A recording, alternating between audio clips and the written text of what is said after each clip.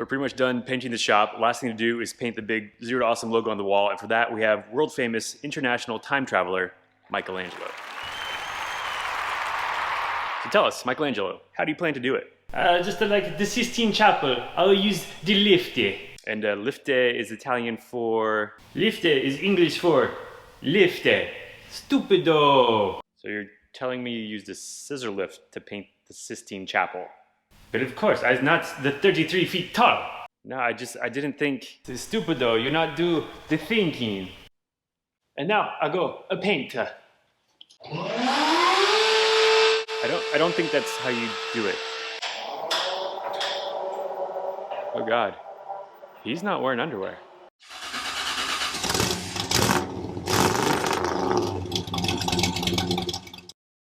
All right, so today we are finishing all the walls. I know I've said that before, but we're doing it for sure this time. So between the last episode and now, I have been doing a lot of sanding and a lot of mudding on these walls. We're going with smooth walls. We're not doing texture, so the compound needs to be really smooth on the drywall. So I've been spending a lot of time doing that. It's not perfect. It's at eye level, it's really good, but if you go up or you go down, don't look too close. I think it's gonna turn out fine though. We're gonna be rolling, so you get a little bit of texture from the paint roller. And the paint we have chosen is Legendary Gray. It's just kind of a gray color. So all the drywall is gonna get painted that gray color. The front wall is probably about time to show you. So I've had an idea for a while now, and I was playing around with Photoshop the other night. And so I used their generative fill feature to see what this place would look like if I did it up how I was thinking. So this is how it's gonna look. We've got the gray on the walls. The front wall is gonna be some kind of wood, probably shiplap, and then we'll somehow make it black and red, distress it kind of. There'll be a big Zero to Awesome logo up there, and then that white stuff you see, that is Pegboard. So step one though, we're gonna paint the walls. I have a helper around here somewhere. She'll be here in a second. There's really not much to that. You just put the paint on the walls. So we're just gonna time lapse that so you can just see how it evolves, and then we'll go get some wood, figure out how to finish that, and then more stuff. But first, paint.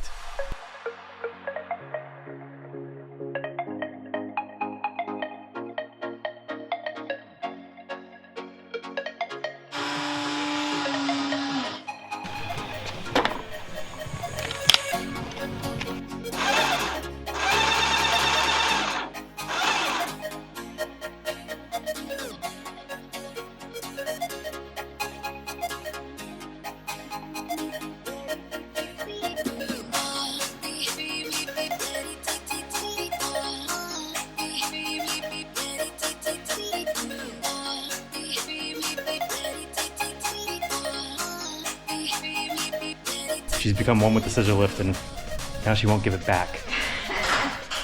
It's mine.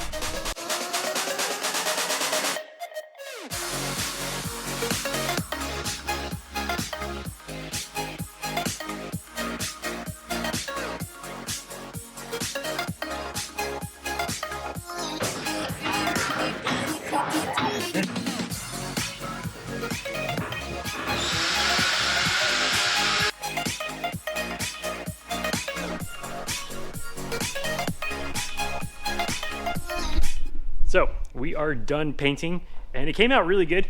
If you look close enough, you can see some imperfections in the drywall. Thing is, it's a shop. Walls are gonna get beat up. They're gonna get paint on them. They may even be singed at some point, so I'm okay with it. Paint over here is still drying. We did one coat all around, and then I did a second coat as high as I could reach, because if you look up there, like it looks good. Like the gray came out really good with the black ceiling and the lights and the rafters and everything. It's all coming together. So next up, I need to take a trip to the store, get some wood, figure out how to make it look good, and put it up. All right, so I just got back from the store and we picked up a bunch of this kind of wood right here. So this is called tongue and groove, and so the way it works is there's a tongue on that side, and there's a groove on that side, and then you slot all your boards together, and they do this like pattern all the way up your wall. So that's all good, and I've used this before. It does come out really nice. The thing is though, I think having like lines that often in this wall is gonna be too distracting with like the rafters and everything else we got going on here. So what we're gonna do is we're gonna flip it over, and we're gonna use that side. So then we'll have like a line here, and then a line there, and just less lines. It'll be good. It's basically shiplap, but this stuff was cheaper than shiplap, and you effectively get the same sort of outcome. So I also picked up some paint. This is dark crimson. This is the red we're gonna be using. We have the black from the ceiling, it's just black. So what I'm gonna do real quick is I'm gonna paint this board half red, half black, and then we're gonna see, we use a few different techniques to, like, you know, mix the red and the black and see how it comes out, and we'll go from there. All right, so the paint is dry. We're gonna try a few different things here. And the reason we're doing like a black base and then a red base is I don't know if it's gonna look better red over black or black over red, or maybe we'll wind up using both, I don't know. But we're gonna give them each a shot. We'll do the same thing on each side. So first thing we're gonna do, we're just gonna brush some black, or brush some red on the black, and brush some black on the red, see how it looks. So far I'm liking the black over the red just with the brush, but we got to try some more things. Next up, what we're gonna do, I'm gonna put down just like a thick coat of each color over the other, and then we're gonna grab the sander and we're gonna sand it down a little bit and see how that looks.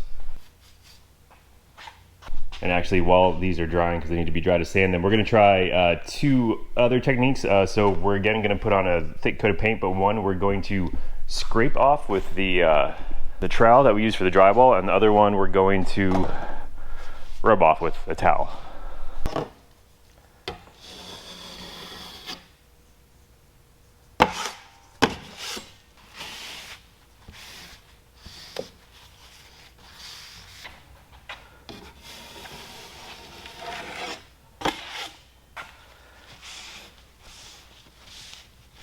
And the last one we're gonna do is a wash. So I'm gonna put a little bit of water in a cup, put some paint in there, mix it up, and we'll do a red wash and a black wash, and you know, so it'll be like a really thin coat of paint over the base.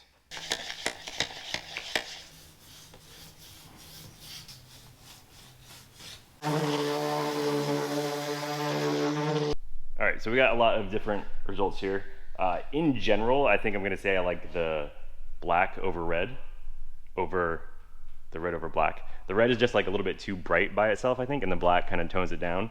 So we're gonna do that, and I think for most of it, I think we're gonna wind up doing a few different things here. So this was the brush. It looks pretty good. This one was sanding, and if you sand too much, you take off too much. That one is pretty good, but it requires a moderate amount of work to sand stuff off. And the next one was just as good, if not better, the scraping. I really like the way the scraping with the trowel one came out.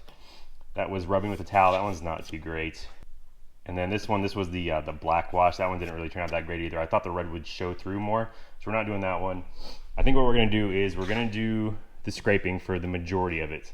We're gonna do some sanding on a few boards, so maybe like 20% of the boards we'll do some sanding. We may do some brushing on a few boards too, just to kind of, you know, mix it up and have a bunch of different types of textures on the wall. And then we'll do some of them, we'll just do red over black for a few of them, just to have it be different. So I've got some painting to do. And one way to make sure your boards are really different is to have your children paint them and introduce chaos. So we're gonna do that.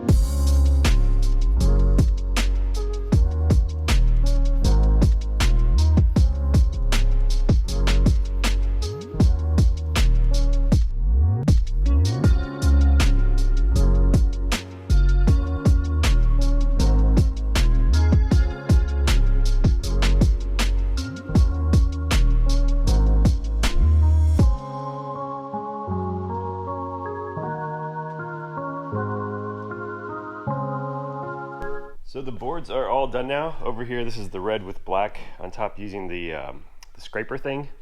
Over here, I did a few black with just the brush. Then we got black with the scraper. And to be honest, a lot of them, they really kind of look the same, like the red on black or black on red. Over here, I did a few red with a black paintbrush. And then down here, I decided just to leave some of them red and black, you know, kind of break things up. So next, just gonna get the nail gun, start cutting these up, mixing and matching the colors and textures and sort of stuff, and start at the top, work our way down, and in a second here, that last wall will be covered.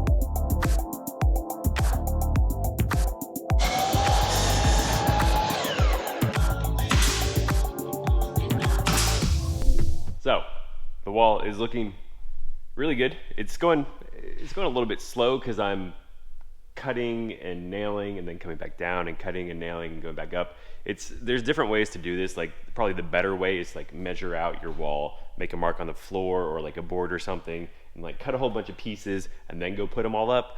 But the wall isn't exactly perfect, and I want my seams to be like very close. I'd rather not like, you know, cut a whole bunch of boards and then be like a 1/4 inch off and have to fill that. So we're taking it slow, but it's coming out really good. There's only one problem. Well, there's kind of two problems, and that's why we have this guy right here. We have failed yet again. Not only have we failed once, but we failed potentially twice, which is why I just got beer all over these boards, and why we're drinking a spicy pickled beer today.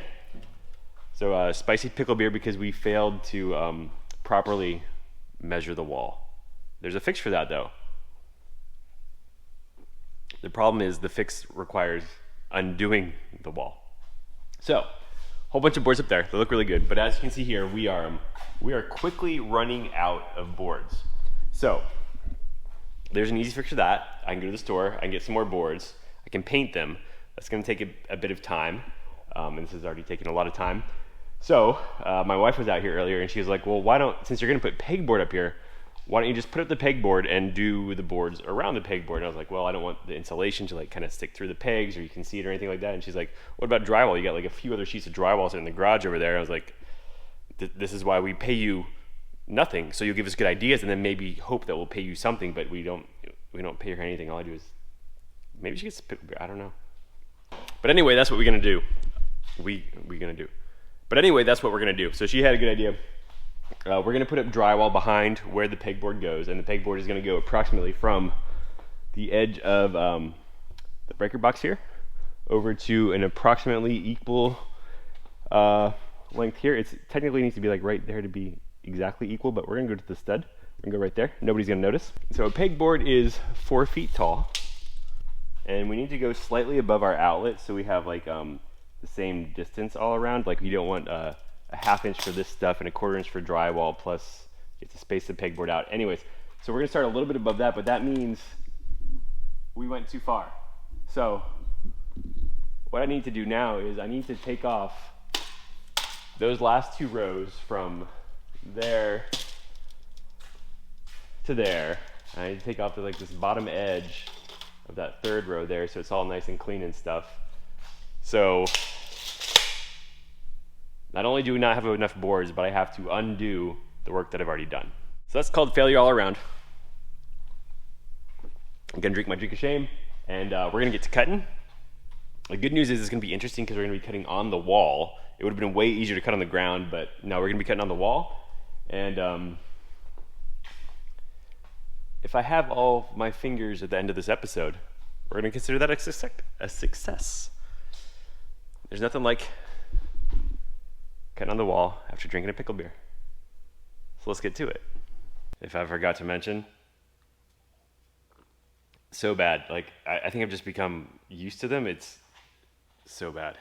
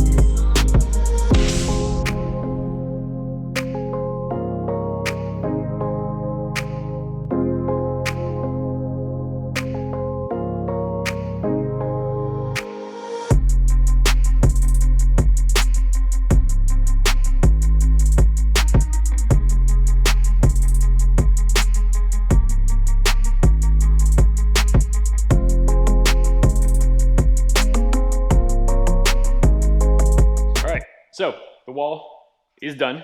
Put on some trim too. Doors are black.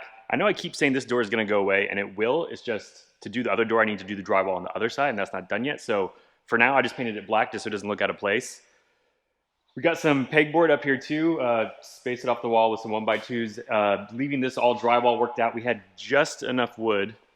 So you got a little bit left over here, but rumor has it we need to still build a bathroom. So something tells me the bathroom is gonna coordinate with the shop. But yeah, on the pegboard, I just painted it with the latex, the black latex we've been using.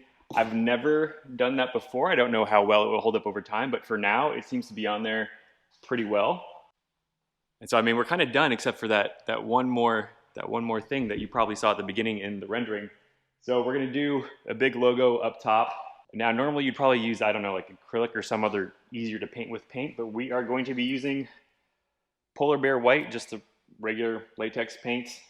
Put a coat of that down, and then we'll do black over it. I'm just afraid if I use acrylic or something, the black and the red will bleed through. It'll take a ton of coats, so we're gonna use latex. We've got Alan's old projector over here, so I've been working on an image. We're gonna pop that up on the wall. Normally this is the spot where I like print out a design on paper, put some tape down, trace through it with a razor blade knife, and then use spray paint, but this one's gonna be so big, I'm not sure that would work. So yeah, we're gonna be using the projector.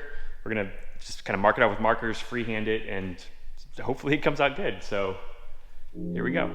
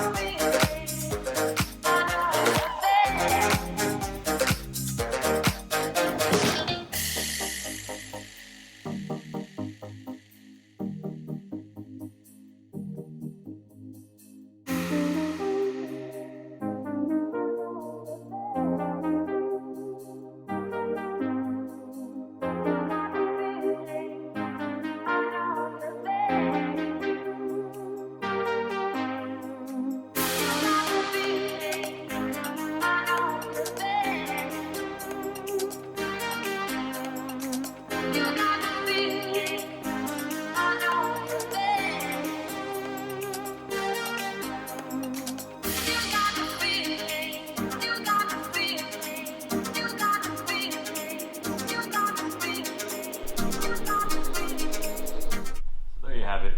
2 days, 3 beers, and 7 hand cramps later, we're done. Yeah, so that took a minute. The white, I did wind up doing 2 coats to get to cover all the black and red. The black, only 1 coat on there. If you look closely, you can see some spots where it could probably use some touch up, but I'm gonna call it good enough, mostly because I'm just tired of painting.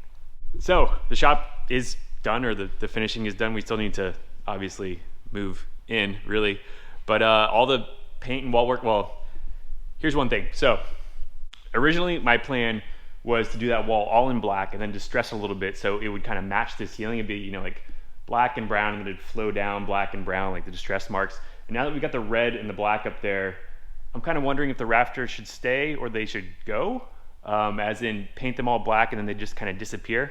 I don't know, I'm kind of torn, haven't decided yet.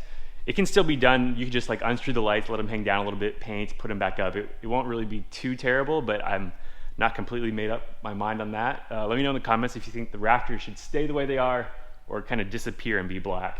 Another thing is the outlets. So whenever we started the whole garage, I had no idea what color anything was gonna be. So the white outlets up here, kind of thinking those need to be black.